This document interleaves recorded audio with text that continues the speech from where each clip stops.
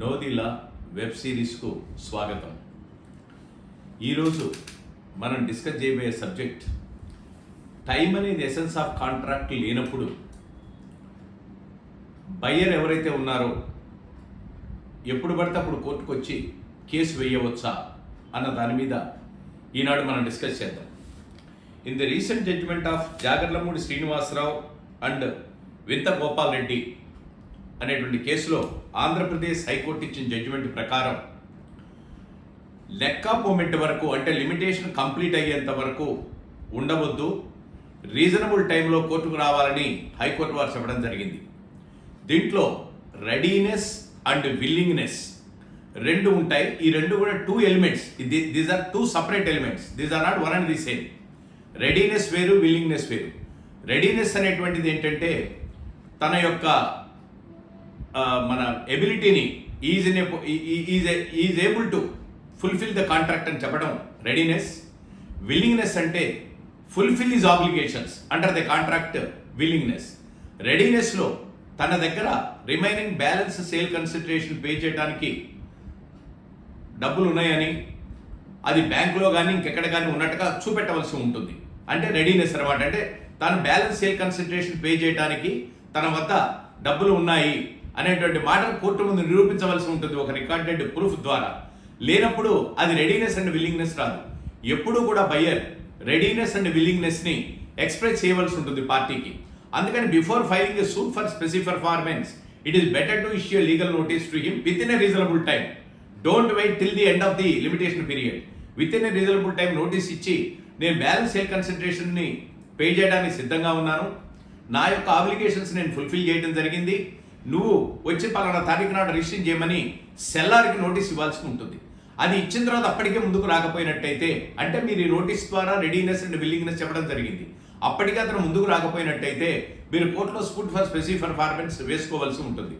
ఇదివరకు 1/10/2018 వరకు ఇది కేవలం కోర్టులకి డిస్క్రిషనరీ రిలీఫ్, స్పెసిఫిక్ పర్ఫార్మెన్స్ అనేది డిస్క్రిషనరీ రిలీఫ్. కానీ ఇప్పుడు 1/10/2018 తర్వాత యాక్ట్ అమెండ్ కావడం జరిగింది. ఇది మ్యాండేటరీగా చెప్పబడింది అనమాట చట్టంలో.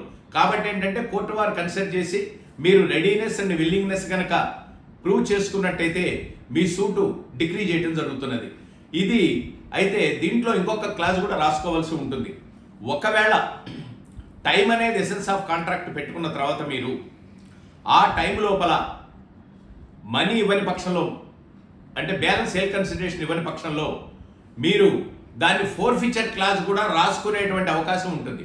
ఒకవేళ మీరు కనుక ఆ క్లాజ్ రాసుకునే పక్షంలో, ఒకవేళ అతను ఆ ఎంత స్టిపులేటెడ్ టైం లోపల కోర్టుకు రాకపోయినట్టయితే అప్పుడు దాన్ని మీరు క్యాన్సిల్ చేసేటువంటి అధికారం మీకు లేదు. కాబట్టి మీరు ఇది క్లియర్గా ఉండాలి. అయితే there is a difference between earnest amount and also part payment. Earnest amount అని ఏంటంటే కేవలం అడ్వాన్స్ అమౌంట్ మాత్రమే, దాన్ని మాత్రమే క్యాన్సిల్ చేసుకునే అధికారం ఉంటుంది మీకు. ఒకవేళ అగ్రిమెంట్ ఆఫ్ సేల్లో క్లాజ్ని రాసుకున్నట్టయితే, ఆ క్లాజ్ రాసుకోపోయినట్టయితే మీకు ఫోర్ఫీచర్ క్లాజ్ తర్వాత అమలు చేయడం, ఫోర్ఫీచర్ అనేది అమౌంట్ చేయడానికి వీల్లేదు. క్లాజ్ కంపల్సరీ మ్యాండేటరీ అని ఈ జడ్జిమెంట్లో చెప్పడం జరిగింది. కాబట్టి మీరు ఏదన్నా ఒక మనీ కూడా స్టిపులేషన్ పెట్టుకున్నట్టయితే అగ్రిమెంట్ ఆఫ్ సేల్లో ఆ లోపల డబ్బులు ఇవ్వలేని పక్షంలో మీరు క్లాజ్ కనుక ఉన్నట్టయితే మీరు ఆ డబ్బులు ఫోర్ఫిట్ అయినట్టుగా మీరు నోటీస్ ఇవ్వచ్చు, తర్వాత అగ్రిమెంట్ని కూడా క్యాన్సిల్ చేయవచ్చు. కానీ అలాంటి క్లాజెస్ లేకుండా మీరు నువ్వు ఇన్ని రోజుల లోపల నా దగ్గర రాలేకపోయావు కాబట్టి, time is not the essence of contract ఉన్నప్పుడు నువ్వు ఇన్ని రోజుల లోపల నా దగ్గర రాలేకపోయావు కాబట్టి నేను క్యాన్సిల్ చేస్తున్న మాటని అంటాన్ని వీలేదు. ఇది హైకోర్టు వారు క్లియర్గా చెప్పడం జరిగింది. కాబట్టి మన అగ్రిమెంట్ ఆఫ్ సేల్ రాసుకునేటప్పుడు ముఖ్యంగా పార్ట్ పేమెంట్ ఎంత ఇస్తున్నాం, బ్యాలెన్స్ సేల్ కన్సిడరేషన్కి ఎంత ఉంది, ఎప్పటిలోకి ఇవ్వదలుచుకున్నాము, అది మా మనీకి సంబంధించినటువంటి కండిషన్. అదే ఎన్ని నెలల లోపల, ఎన్ని రోజుల లోపల మనం ఈ సేల్ని రిజిస్టర్ చేసుకోవడానికి ముందరకు వస్తామన్న దాని మీద కూడా మనం క్లియర్గా రాసుకోవాల్సి ఉంటుంది. ఈ క్లాజెస్ ఉన్నప్పుడు మాత్రమే time is the essence of contract అవుతుంది.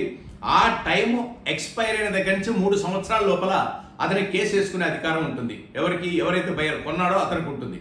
కాబట్టి టైం స్టిపులేషన్ లేని పక్షంలో డినైల్ అని చెప్పారంటే ఎప్పుడైతే అతను డినై చేశాడో ఆ తారీఖు నుంచి 3 సంవత్సరాల లోపల మనం కేసు వేసుకోవచ్చు. అయితే ఇక్కడ సుప్రీంకోర్టు వారు కానీ హైకోర్టు ఈ జడ్జిమెంట్లో సుప్రీంకోర్టు వారు ఇచ్చిన జడ్జిమెంట్ను కూడా పొందుపరచడం జరిగింది.